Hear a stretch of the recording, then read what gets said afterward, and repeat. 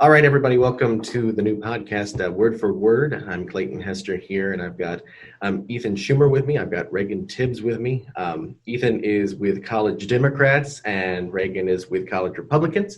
As you all know, they have participated in our Arrow debate, and now it really feels kind of like it's been quite a while back now. It's Yeah, it's hard to think that was almost 3 weeks ago. This Yeah. upcoming Wednesday doesn't seem like it. No. It's just the time messes with you, and I think it's that what would be the good physics equivalent of it? Like as you approach the black hole that is election day, it's like time slows down or speeds. One of those two. I know it's like what either which way. I'm real confused. 8 days away. That's yeah. So I know that. So before that, I'll start with today's kind of conversation topic that I brought you all on for, and that is the political climate as it stands. And we'll hear hopefully more later from some of our other folks, our other debaters, in terms of that. But I know one of the big takeaways that lots of people said about civility in how we in how it played out. Question for you all, like what I guess in terms of kind of the political conversation, do you think kind of factored into that? Do you think and I know that a lot of folks, like a lot of you guys, like really know each other because of the political science department's really well connected. What do you all think factored into that? well. I'm very proud that we had a civil debate. I think it was far better than the three debates with the vice presidential debate that we've had so far. I think, first of all, we're not actual politicians ourselves. We may be in the future, but currently we're not. There's not as much of a stigma around, we have to win, our side has to win. Because really, when you have a true debate, there is no clear winner. The best thing we can do is just give our side and then just have a good back and forth of ideas, try not to lie, which I don't think any of us lied, as far as I know. And just, I think that you guys at the Arrow really made an environment where we didn't have the opportunity to really, have cracks at each other, which I don't think we would have if we had the opportunity. But I think just as being maybe younger, and being in college right now, it's just, we don't have much to lose from like losing a debate. Now, I'm sure if we were actual candidates, we'd probably jab a little bit more at each other, but I think it's a bunch of little things put together that made a good debate. Yeah, no, I definitely think that the debate that was put on by the Arrow was definitely a really good exercise and good example of what proper civil discourse can be. Like Ethan said, we really didn't, have quips at one another or really get personal with each other because I don't think we really know each other well enough to do that, and I don't think that would have been appropriate for what this debate was intended for. This debate was intended for people to understand the positions of each side on the different issues, and so I think bringing personal attacks into a debate like what we had would have been totally inappropriate, in my opinion. And plus, I think we all have a mutual respect for each other, all have a respect for each other's opinions, that we all have differing opinions. So I think that also played a big factor in keeping the debate civil and keeping the debate in a good, like I said, I think it was a very good example of public discourse, and I think that played a big part of it. Yeah, okay. So now to talk a little bit more about the environment and, the climate that we're living in. 2020, folks talking about where we are with the way that, the political discourse is, how the first presidential debate went, and then we saw the vice presidential debate had a different tone unto itself as well, and then this last presidential debate that we saw. What do you guys think has been a major factor in how we have seen discourse kind of boiled down to what it is today.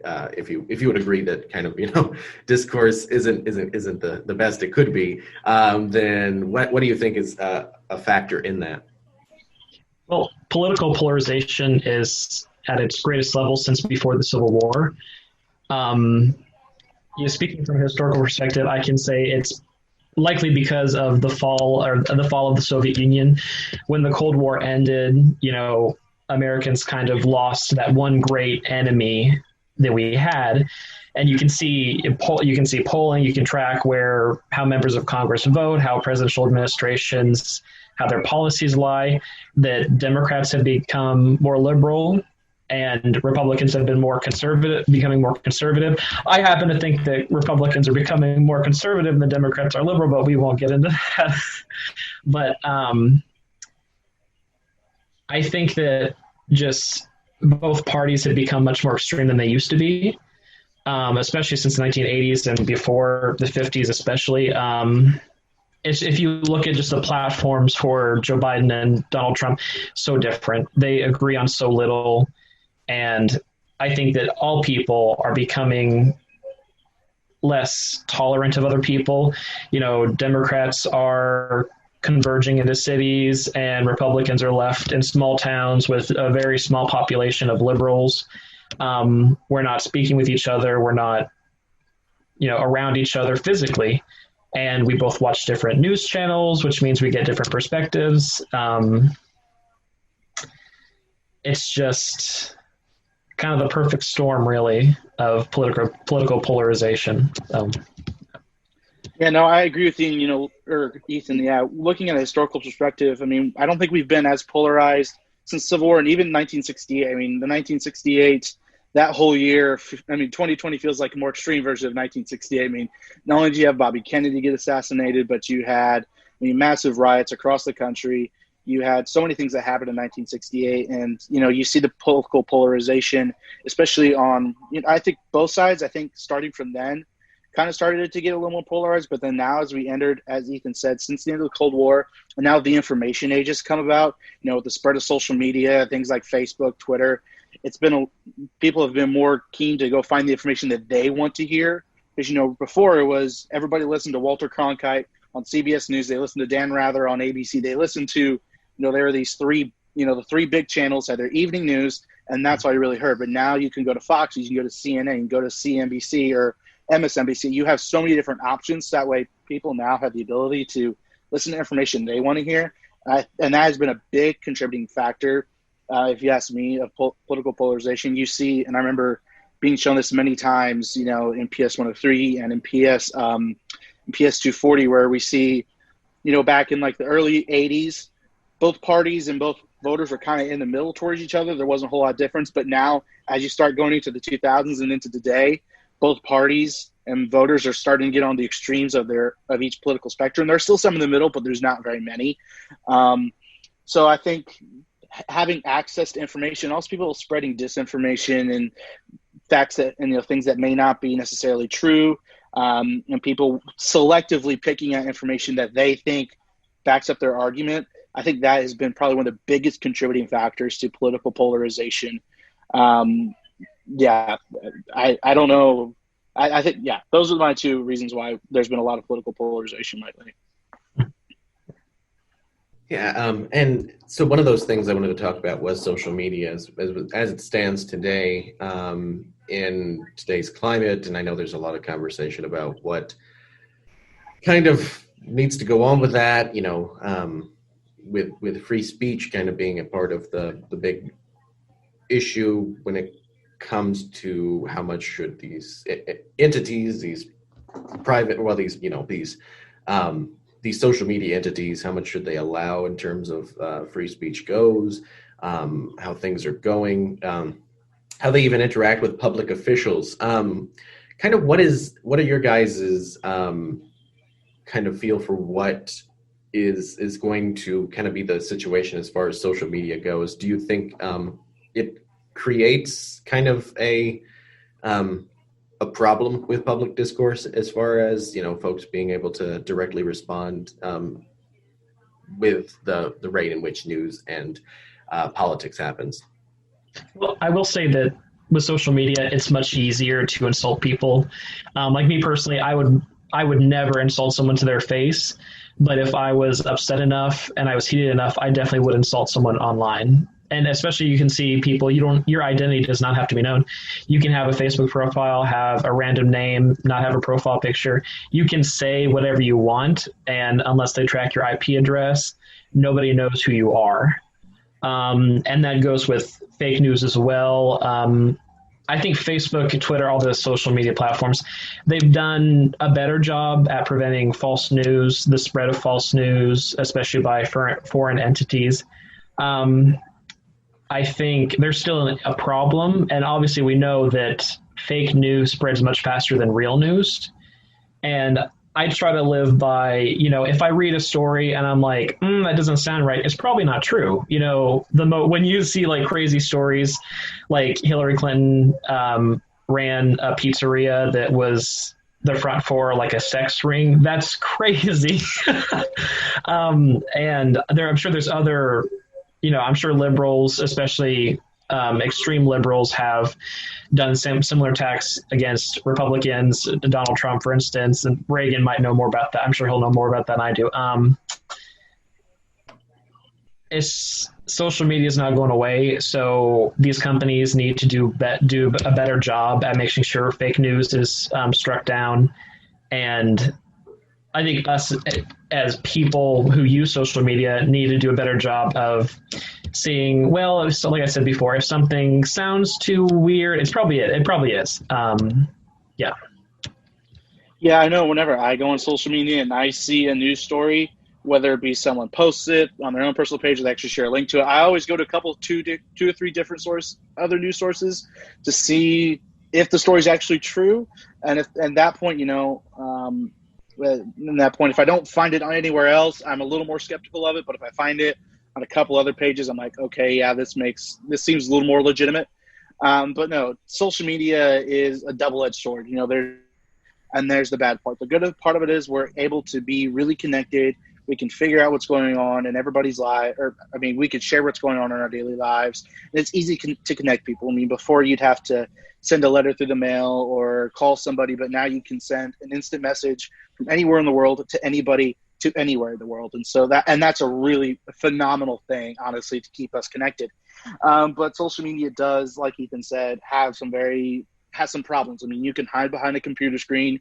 Nobody may know your real name. You can use a fake profile picture, not even a profile picture at all. You can say the most outlandish things, and all it takes is just a few people to start sharing that.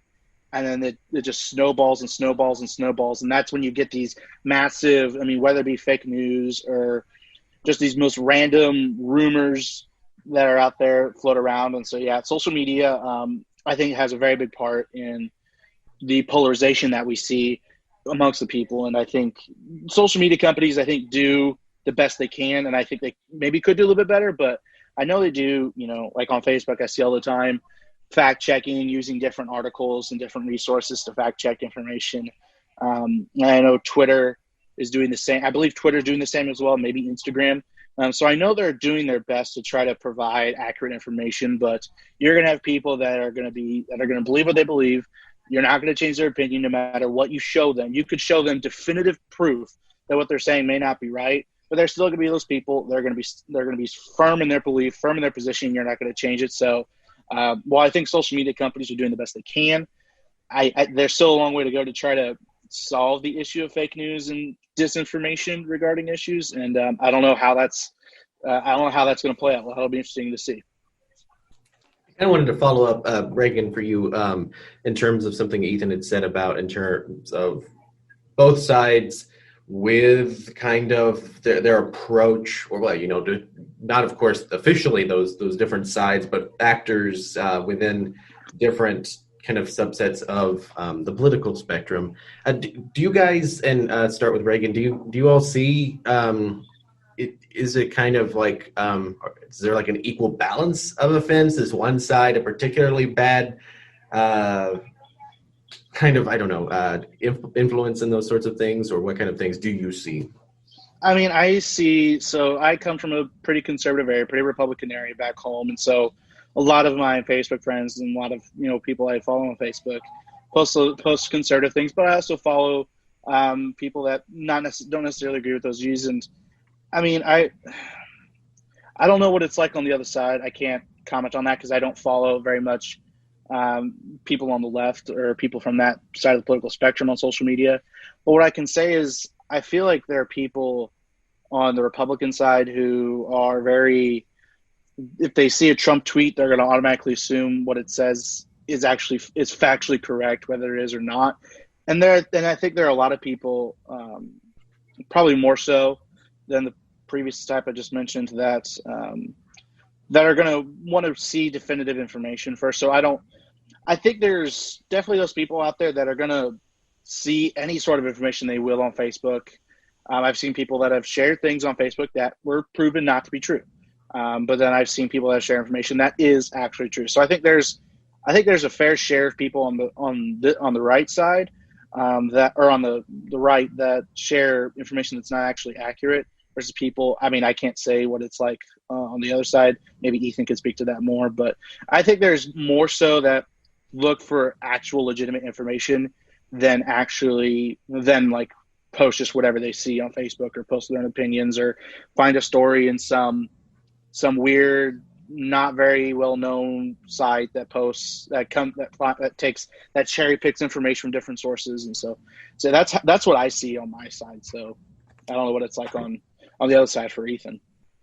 I would say I would agree that both sides are guilty of spreading false news and being hostile and being disrespectful.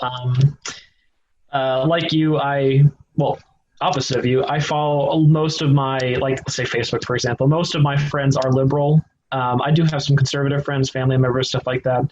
And I usually, if it's something I don't agree with, I try to ignore it unless it's obviously false or misleading.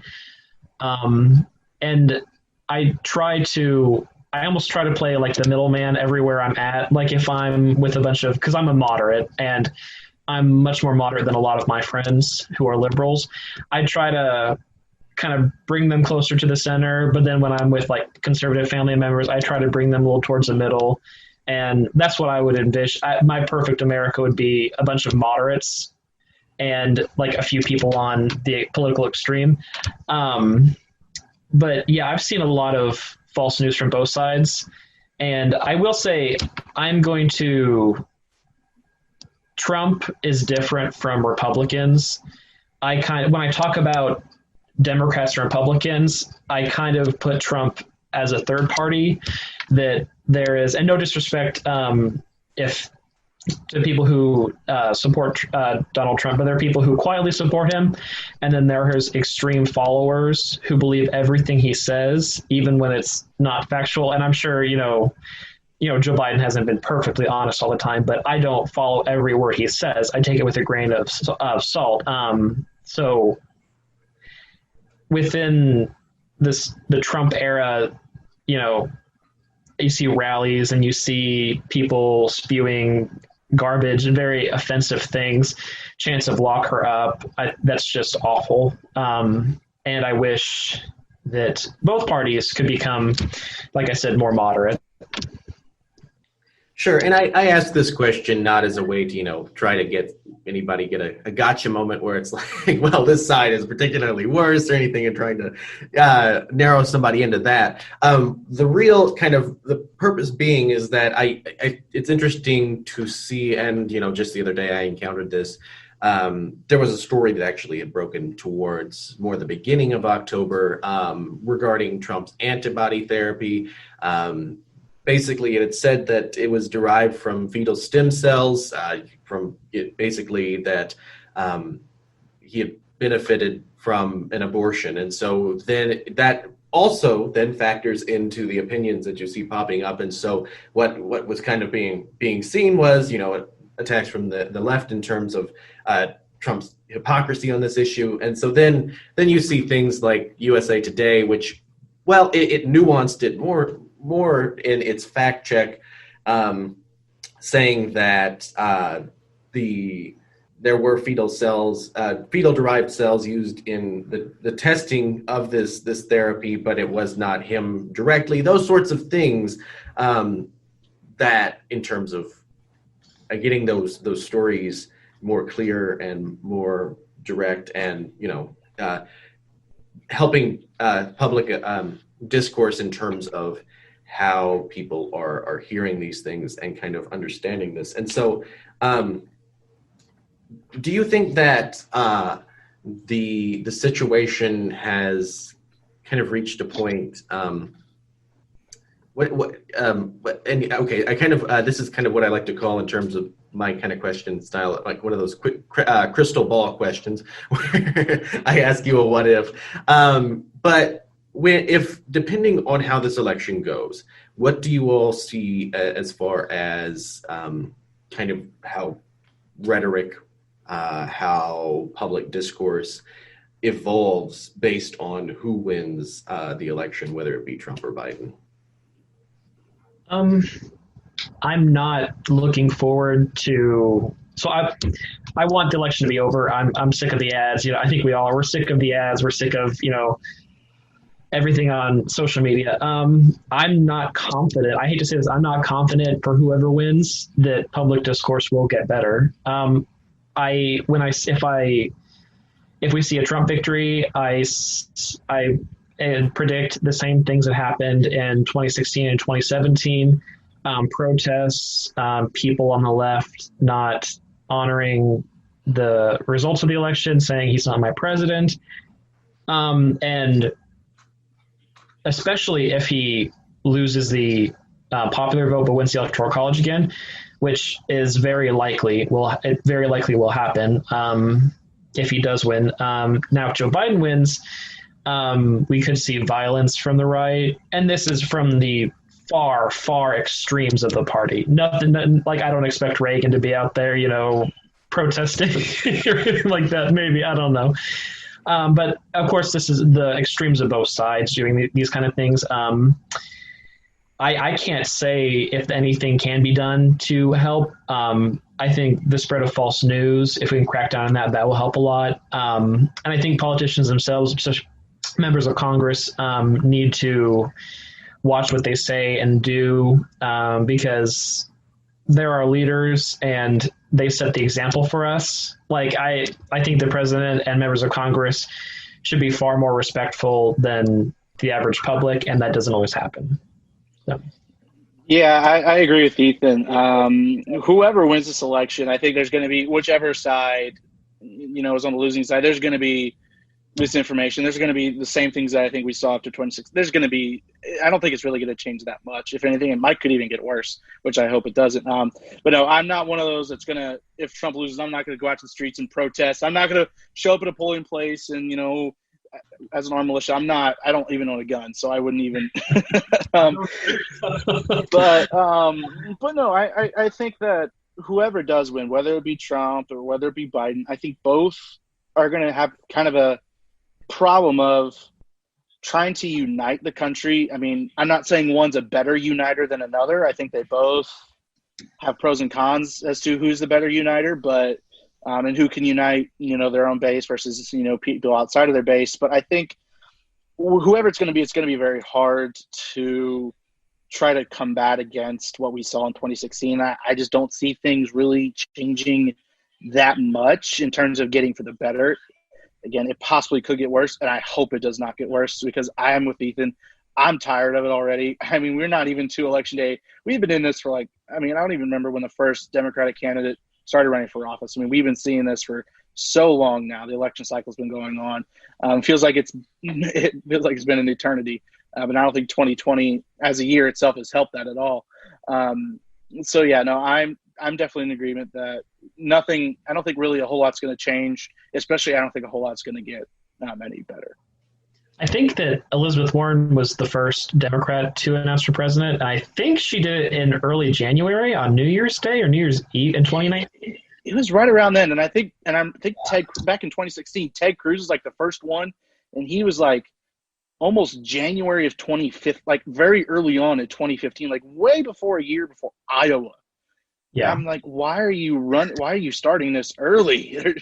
You're not getting an advantage starting that early. But no, I mean even though I live in Illinois and it's not really that competitive of a state, and even though Missouri's not really that competitive at all, if you watch any national television station or affiliate, you're going to see political ads, especially for the presidency, even for statewide and local races. So yeah, I'm getting every time I see a political ad, especially on YouTube, and if I can skip it, I'm skipping it because I just don't want to watch. Maybe it's my fault for choosing political science. But no, I'm definitely getting a little fed up with that. I just can't wait till election day's here and gone, and then hopefully we can start getting back to normal on things. Right. All right. Any final thoughts on this? I think that's probably about all the time for this portion of the show. Nope. All right. Well, thank you both for joining me today. I really appreciate it. Thanks. Thank you, Clayton. All right. Have a great one.